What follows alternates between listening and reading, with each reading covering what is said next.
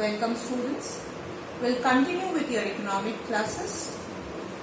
Last class we had started with the chapter Rural Development and we were dealing with the topic Agricultural Marketing.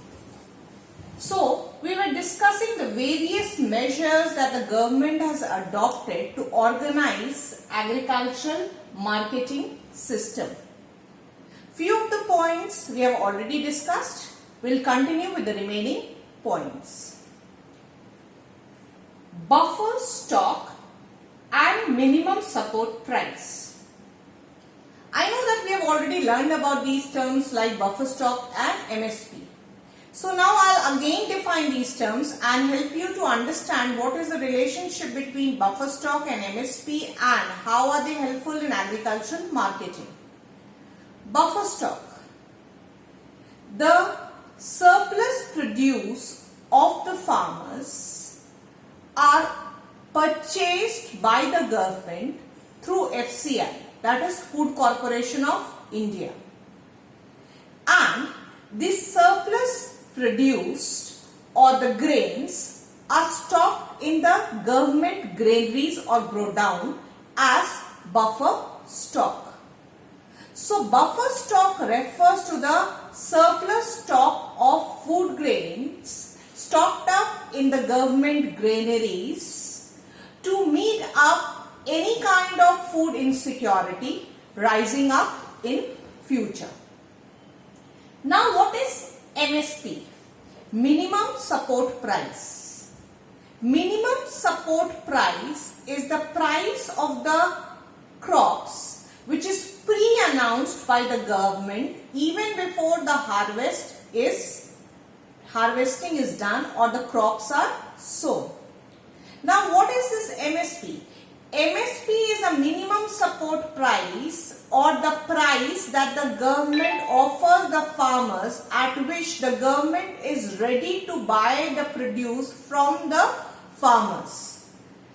This MSP ensures income security to the farmers because it is generally higher than the market price. If the market price goes down, then the farmers, instead of selling their crops to the market, can sell it to the government, which is a relatively higher price, and thus can have an assured benefit or income. So it protects the farmers from incurring losses due to surplus production. So agricultural marketing is connected with MSP and buffer stock. What the government does is, it procures the surplus produce from the farmers and it sells out this produce which has procured in form of buffer stocks to the people. Now the farmers, instead of selling it to an intermediary or any other seller, prefers it to sell it to the government and fetch a relatively higher price. Then we have public distribution system.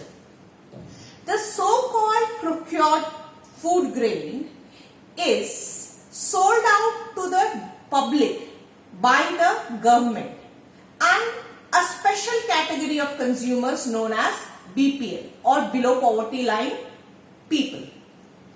That means people whose income is below a subsistence level, they can procure essential food grains and other amenities from this public distribution system at a subsidized price, which is less than the market price. Public distribution system not only helps in selling off this produce which the government has procured from the farmers, but also helps the marginalized and the poor people to meet their minimum subsistence need. So the government in a way helps in the marketing of the crop as well as taking care of the needs of the BPL category of the society.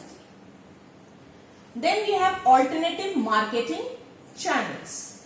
Then there are different alternative marketing channels like marts, food grain, supplies, where the government takes up the government controlled shops, where the government itself takes up the responsibility of selling the produce which it has procured from the farmers. So thus acting as a marketing link between the farmers and the buyers and curtailing the chain of intermediaries.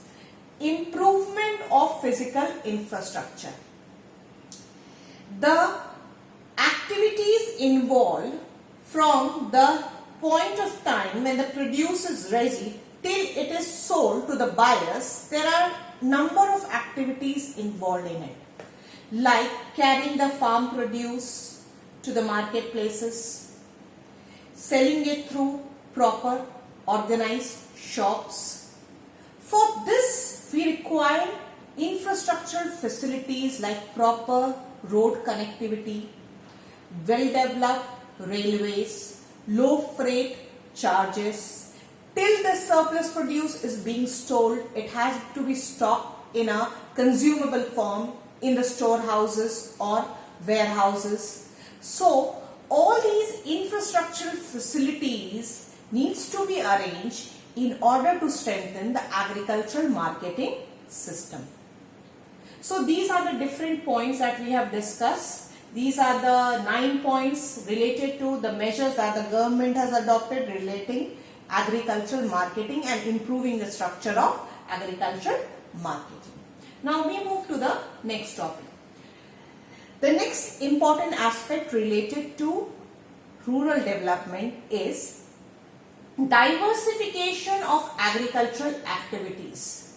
That means, how can we diversify or change the lines of production and bring modernization and modification in the techniques related to the agrarian economy and their lifestyle.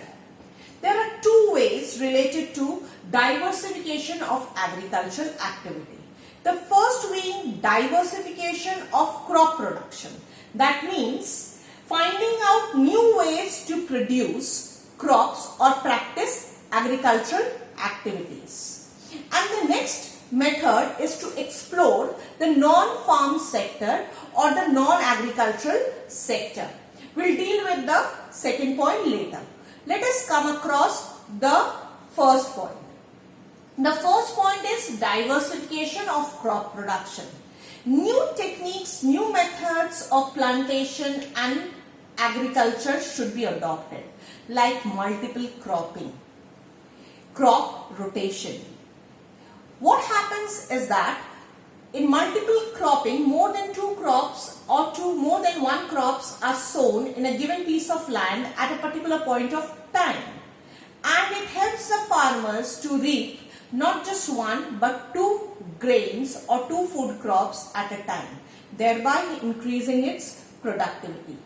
It not just increases his productivity, but it also helps him to help the soil to regain its natural fertility.